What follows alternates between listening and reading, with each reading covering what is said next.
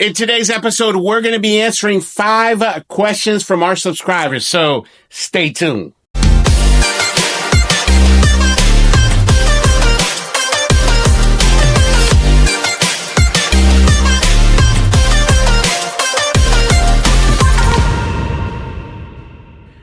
Guys, welcome to the Mr. Bubbles channel, where we dish out awesome pressure washing business advice to beginners. I got another great episode for you. Absolutely one of my favorite segments here on the channel. As a matter of fact, guys, we do this segment only once a month, but I've been getting a lot of emails and you guys really like these segments as well. So we're going to bump this up to 2 times a month, but also I'm going to start incorporating into it some of the questions that we get via email as well, because I get actually like 80% of my questions actually get sent to me via email. But anyway, so that's going to be some exciting news. So we'll do like every other week or so, we'll do one of these 5 question type segments. But before we even get into today's episode, wanted to get this out of the way. So we are only a few days away from my GMB Mastermind Zoom class. Guys, unfortunately, this is going to be my last class. I mean, things are ramping up here. I just absolutely do not have time after, having a YouTube channel and running a multi-million-dollar pressure washing business with 12 full-time employees. I absolutely just do not have time to be doing these type of Zoom classes anymore. It was fun. And then plus I was doing it in the winter when, I had a little bit of downtime. But unfortunately, guys, this is going to be my last class. In this Zoom class, you're going to learn how to optimize your Google My Business, which is going to boost your visibility of your company there on Google. And then also, if you follow the step-by-step procedures that we're going to teach you on there, you're going to be able to outrank your competition. And guys, I remind you, absolutely the last class, this is the absolute last opportunity that you have to jump onto a class like this and learn how to do something that is nowhere on the internet. You're going to be able to learn these types of tips, tricks, and hacks out there. So I highly recommend you guys sign up for this class. In order to sign up, here in the description of this video, you're going to see a link there. You just hit that link, you sign up, and then we're going to send you the Zoom link. You can watch that from your house, from your phone, computer, whatever, guys. It's no big deal at all. And I'm hoping to see a lot of you guys there since it's my absolute last class. But anyway, now that we got that out of the way, let's go ahead and jump into today's episode. Remember, we're answering 5 questions from you guys out there, our subscribers. And I got all of these questions from the comment section. So let's go ahead and jump right in.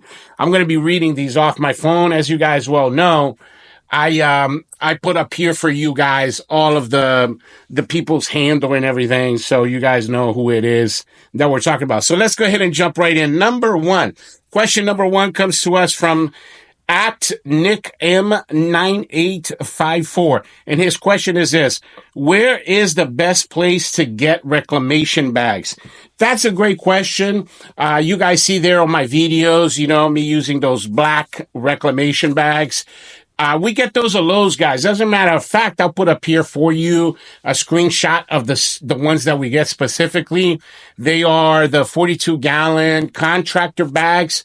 And by the way, guys, these contractor bags, you're going to want to have them constantly, always in your truck, because we always end up using them. We use them, for example, you guys have seen in my house wash videos, that's what we use to cover the Verizon box. Sometimes too, we also use them because they're very big to cover like small pots or plants that can't be moved for whatever reason, or lamps and things of that nature. So they're very, very useful for us out there in the field. And here's the deal, guys. I've been in the game for a hot minute, right? And I've used every reclamation bag you can think of, but every single one, they either tear easy or they're hard to handle. They'll do a good job collecting the chemical, most bags, until you have to move it. And then, because a lot of times you can't pick this up, you have to drag it, when then it tears very easily. So these black contractor bags, they're very, very, very sturdy. They take a lot of weight. As a matter of fact, in terms of actual chemical for reclamation, we've never, since we switched to these bags, ever had any one of them break on us. And the other tip that I'm going to give you is Make sure that you guys are using the right zip ties. Like, don't tie them by hand, because with even like maybe 5-6 gallons of chemical in there, the weight of it is going to slide that bag right off the gutter. So the way we do it is, in the same place in Lowe's, it's like your hardware section there. You have like wherever they sell zip ties, you have your 18-inch zip ties. They're really, really thick. We always keep a couple bags of that in the truck as well, especially when we're doing roofs. You just pop one on there. And then at the very, very, very end of the job, you cut that guy and then you put that in your reclamation tank. Very easy to do that. And again, since we switched over to these contractor bags, we've never, ever, ever had a single issue with that. So highly recommend that. And again, they're so universal. There's multiple purposes for those contractor bags. That's a great question, by the way. Let's go ahead and jump to question number 2. Let me go ahead and zoom in a little bit here. Question number 2 comes to us from Anthony SNI92, at Anthony SNI92. The question is, in what temps do you start washing? So that's a great question, Anthony. It's something that affects probably about 75% of washers out there. Like myself, for example, I'm in Maryland, so we have 3 months. So we have December, January, and February that we do not work. Because of the weather. Well, I should say we work, probably 90% less than when we're in that March to November season. So the answer to your question is this. So for us, anything around 50 degrees, from 50 on up, to us, it's just absolutely normal, no different than 50 or 80 or 90. Like at 50, we're going gung-ho. Everything out there. We've had the last couple days, for example, here it's been in the 50s. And we've had 2 crews out in the field doing 5-6 jobs, like just normal stuff. And then when it drops, which is, I think, what you really want to know is, like, what's the lowest temperature? 40 is about the lowest you can go. In the 40s, like let's say it's 42, 44, 45, 46.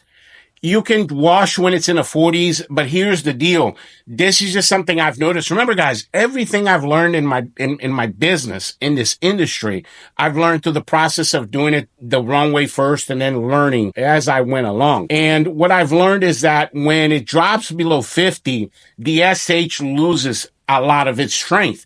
So what we do is above 40, so from 40 to 50 degrees. So like, let's say my guys are going to go wash that day and it's 40 degrees outside. We run straight SH without cutting it. You guys know I rock a 50-50 mix, a 6% solution.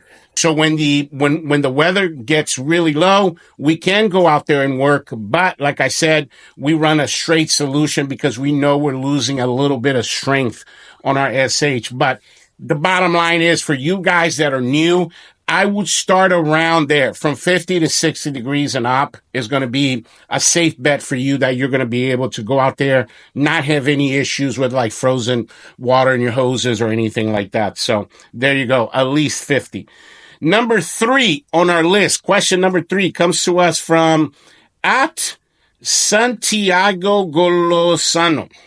4803. Okay. The question is, what do you think of Quote IQ? So for you guys that don't know, Quote IQ is a CRM company. CRM stands for Customer Relations Management, something we talk a lot about here on the channel. So it's basically the AI software, the AI brain that is going to run the admin side of your business, right? So we're talking about billing, accounts payable, accounts receivable, sending out estimates, quotes, like collecting your money. All of that stuff is done through your CRM program.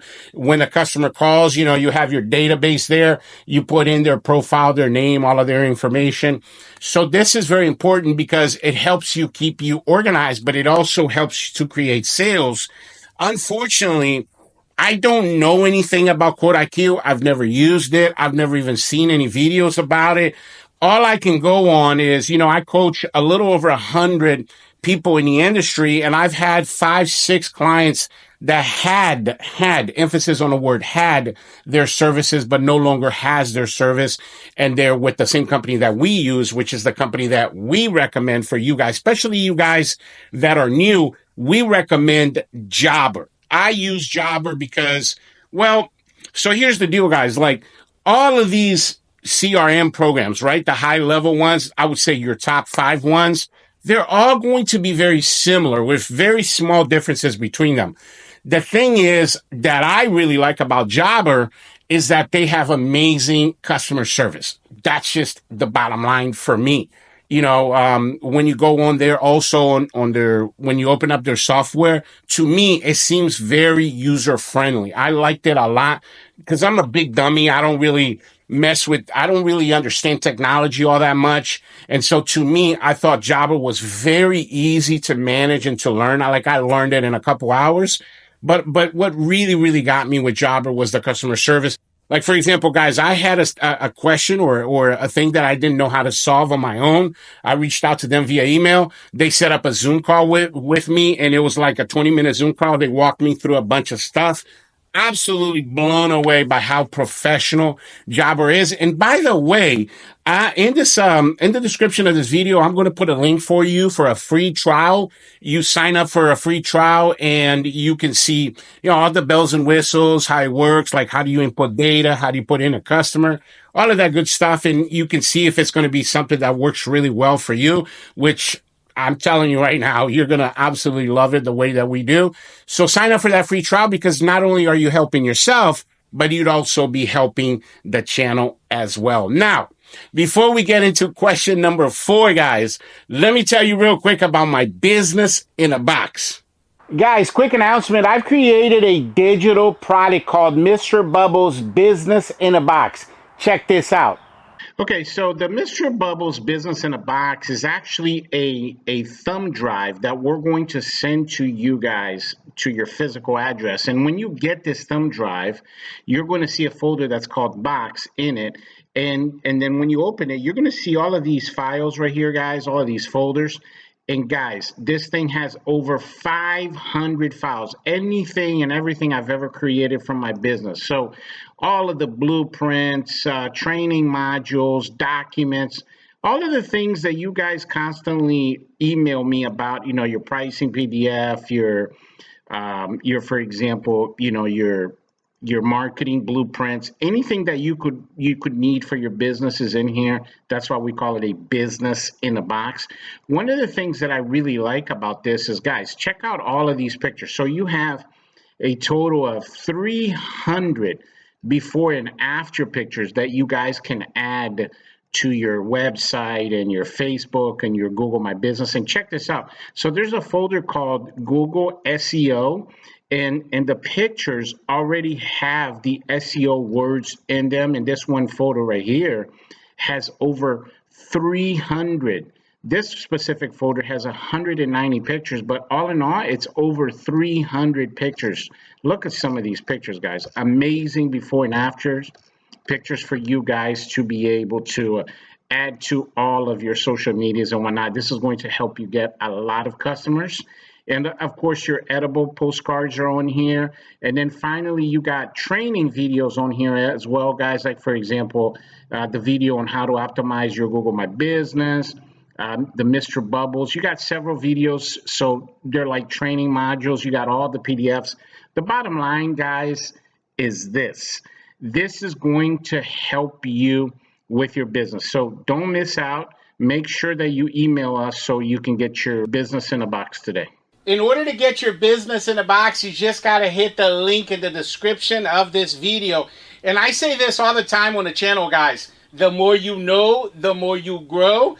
That's how come I decided to create this business in a box, because it has everything in there you need to be able to grow your business. And I really, really believe that this is going to be a game changer for you. Guys, you do not want to miss out on this one. All right, there you have it, guys. Question number 4 on our list comes to us from @JeffRoberts3384. And the question is, what's the average price for a build? So what he's talking about there is for you to like build a pressure washing rig, what's the average price? So if you're talking average price, I would say from anywhere between $46,000 is an average price. I have two different builds on my channel. Both of them were built with less than $5,000 because I combined, buying some stuff new with stuff that I found on Marketplace. Like a lot of your tanks, your buffer tanks and your sauce tanks and stuff.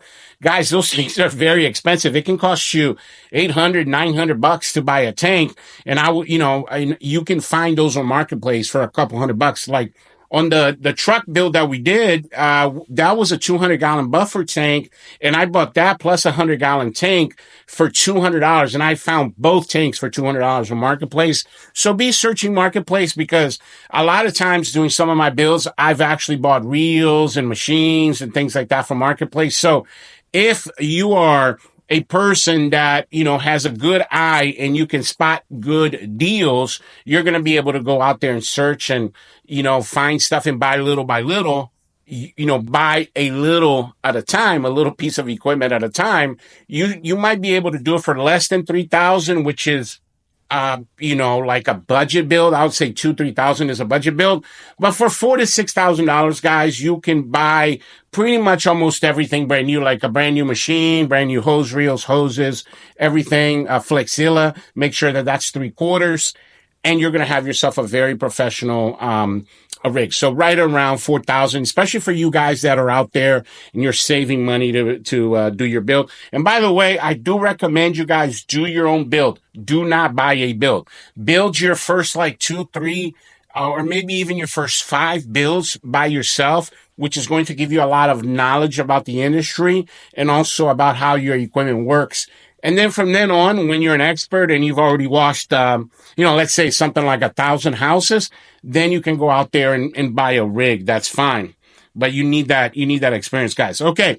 Question number 5, last question of the episode here comes to us from @CarlosMena7005. Now, the question came to us in Spanish, but I'm going to tell it to you guys in English. And the question is this: what is the longest that you can go with your pressure line?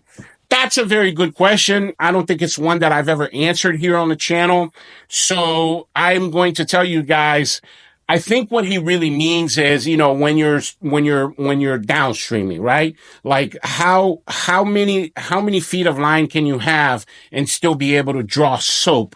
And the answer to that is 200. So you have, like us here, Mr. Bubbles, we have 2 100-foot lines. I don't recommend a 200-foot line because when those things break, that's a lot of money that you're throwing away. And then if you have a 2 100, then just one breaks, and it's really rare. I would say, you blow out your hoses maybe once or twice a year. So it's a lot easier to deal with, 100-foot lines at a time.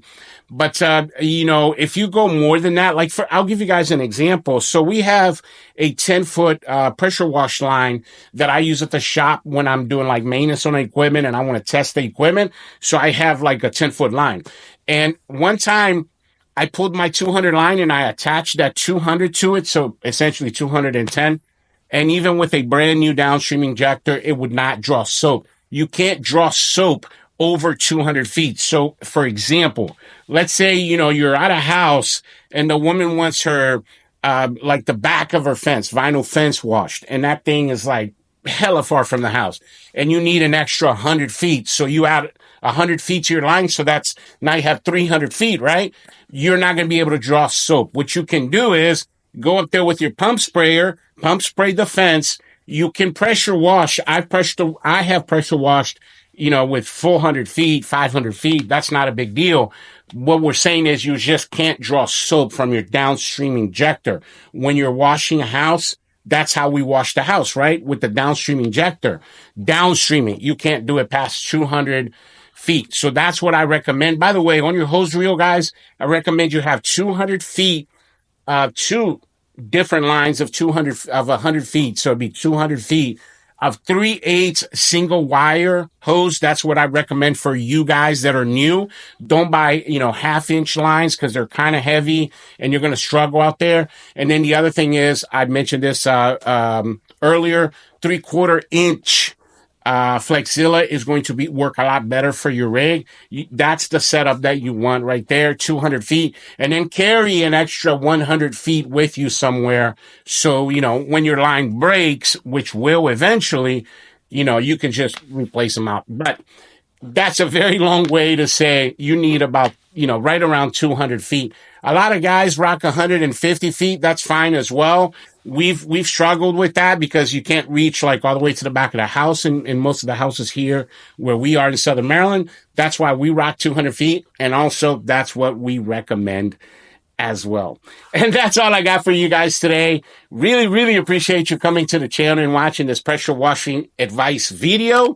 Highly recommend you watch the next one as well. Guys, in the next episode, we're doing an easy peasy house wash downstreaming. I'm going to show you guys some great techniques there. So make sure you tune in for that. And then also got great resources to share with you. The pricing guideline for 2025 and also the marketing blueprint. Make sure you email me, guys. My email, by the way, in the description of every single one of these videos. I am very, very easy to get a hold of, and I absolutely love interacting with you guys. But yeah, thanks for watching, and I'll catch you guys on the next one. Bubbles out.